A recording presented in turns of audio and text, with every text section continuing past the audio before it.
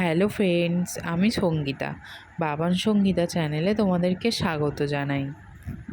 আজকের ব্লগটা আমি এখান থেকেই শুরু করলাম। তোমরা দেখতেই পাচ্ছ আমরা রেডি হয়ে কোথাও যাচ্ছি একটা। তো তোমাদের বলে দিই, তো আমি যাচ্ছি হচ্ছে আমার বাড়ি। তো হঠাৎ করেই বলতে পারো বাড়ি যাচ্ছি, তো এই সময় কোনো যাবার ঠিক ছিল না। তো দাদা এসেছে অনেক দিন পর বাড়িতে। তো দাদাই আর কি ফোন করে বলল যে তুই আয়, তোর সাথে দেখা হবে। তো ভাগনাকেও অনেক দিন দেখেনি, তো প্রায় 1 বছর পরই দাদার সাথে দেখা হবে। তো আমি খুব এক্সাইটেড। তো চলো যাওয়া যাক। কথা বলতে বলতে প্রায় অনেকটাই চলে এসেছি। এই যে ওপরের রাস্তাটা দেখছো, এটা হচ্ছে ন্যাশনাল হাইওয়ে, গুড়াপের কিছুটা আগে। তো আমার বাপের বাড়ি যেতে হয় গুড়াপ পেরিয়ে আরও অনেকটা। চলো তোমাদের সাথে সেটা আমি শেয়ার করব, তো তোমরা দেখতেই পাবে। গুড়াপ স্টেশনের কাছে এসেই হলো মুশকিল। তো ভাবলাম গেট পড়েছে, ট্রেন যাচ্ছে, একটা দুটো তিনটে ট্রেন যাবে, ঠিক আছে, তারপর তুলে দেবে। না, ট্রেন চলে যায় তো যায় আর যায়, আর হচ্ছে গেটম্যান আর গেট তোলে না।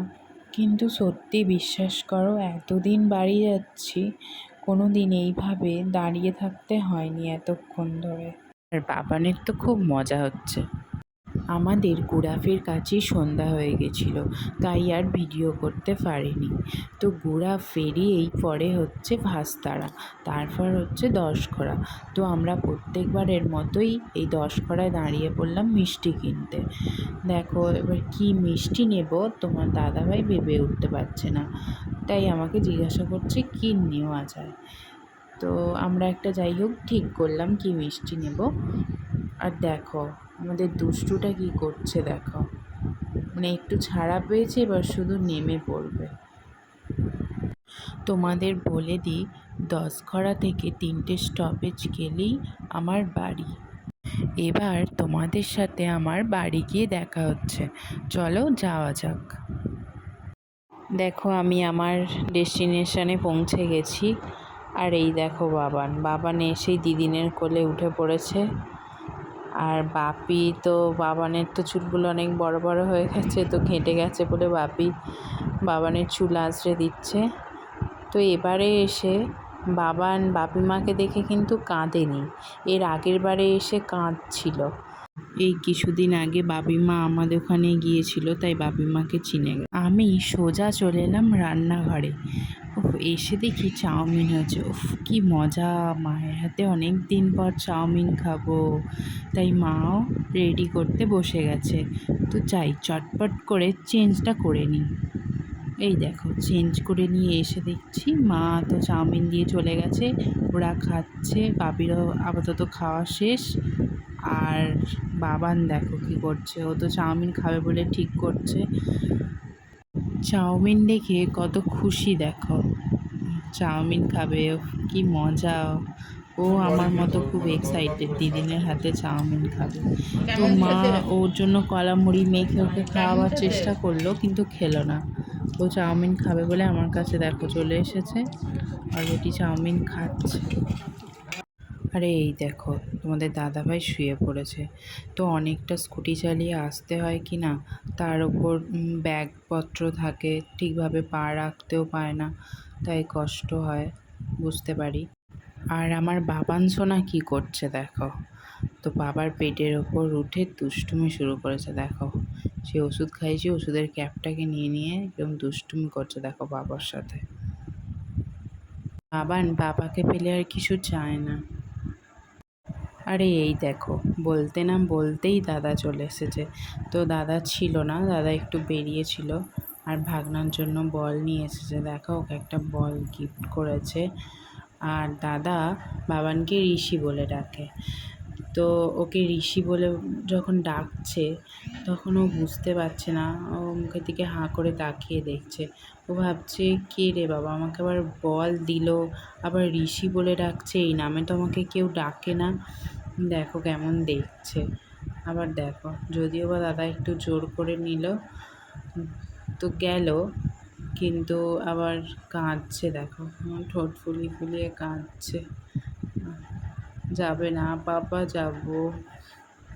তো দাদাকে অনেক দিন পর বাবান দেখছে, বুঝতেও পারছে না যে এটা কে, তাই আর কি বাবান কাঁদছে।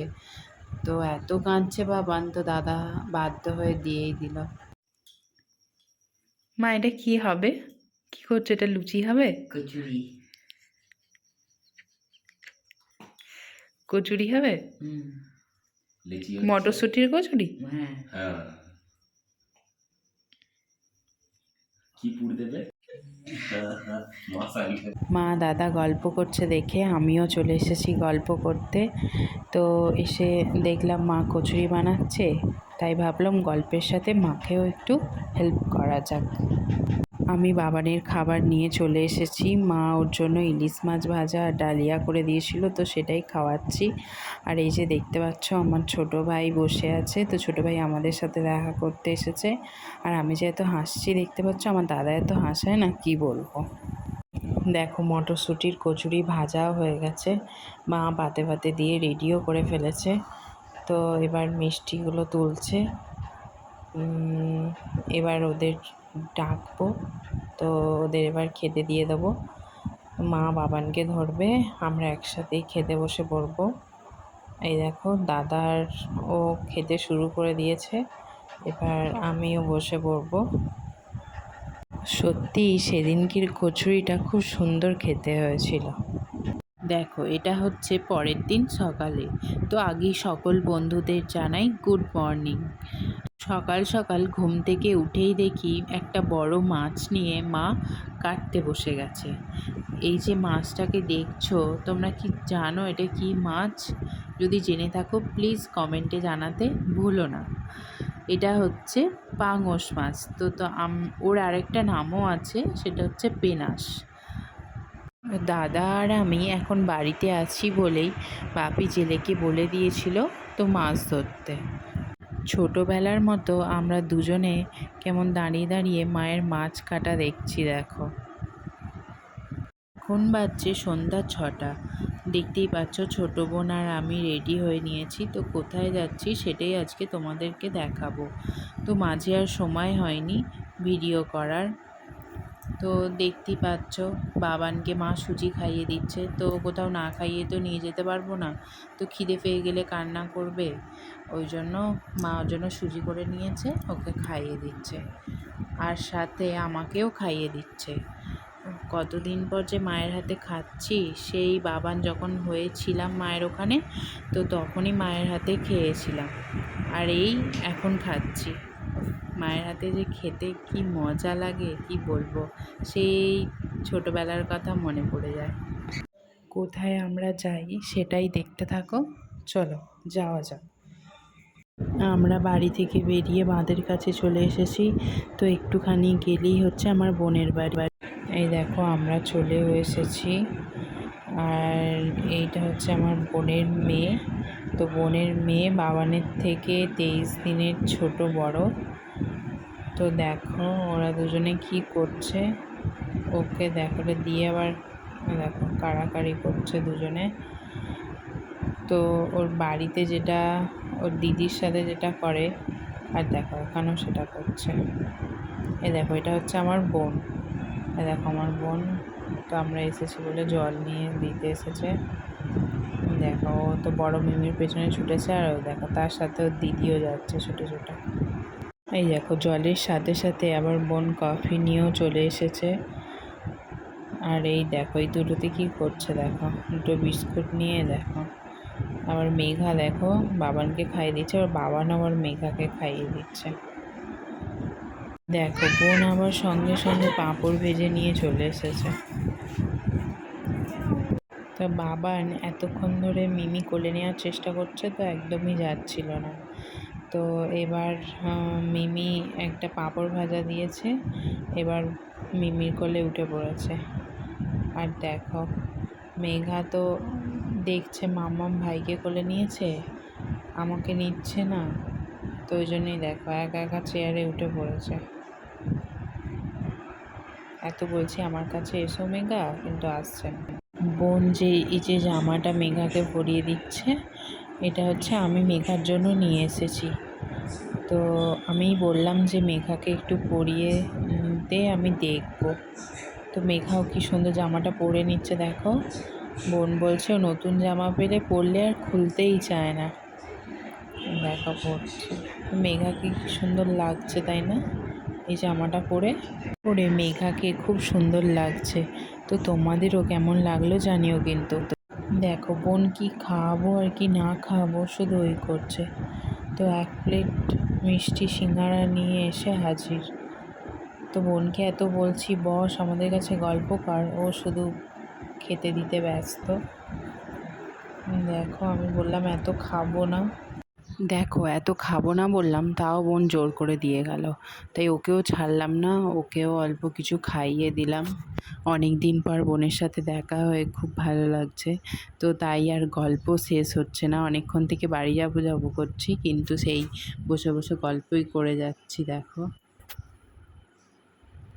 তো এবার অনেক খাওয়া দাওয়া গল্প হলো, এবার বাড়ি চলে যাব।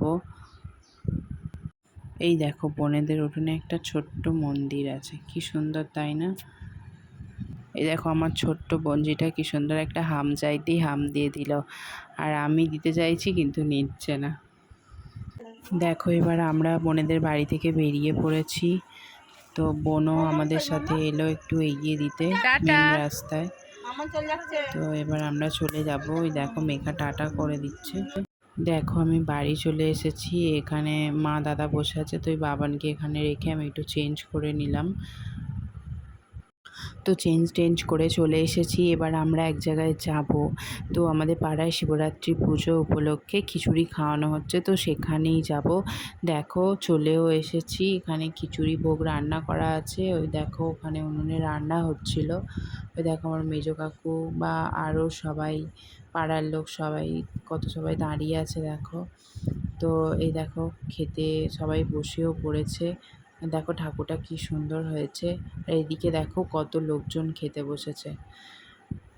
তো এবারে আমি মেজো কাকিমা মানা আমরাও বসে পড়লাম। তো বন্ধুরা আজকের মতো আমি এখানেই শেষ করলাম। চ্যানেলটিকে প্লিজ সাবস্ক্রাইব করে দিও। তো চলো টাটা, নেক্সট ব্লগে আবার তোমাদের সাথে দেখা হচ্ছে।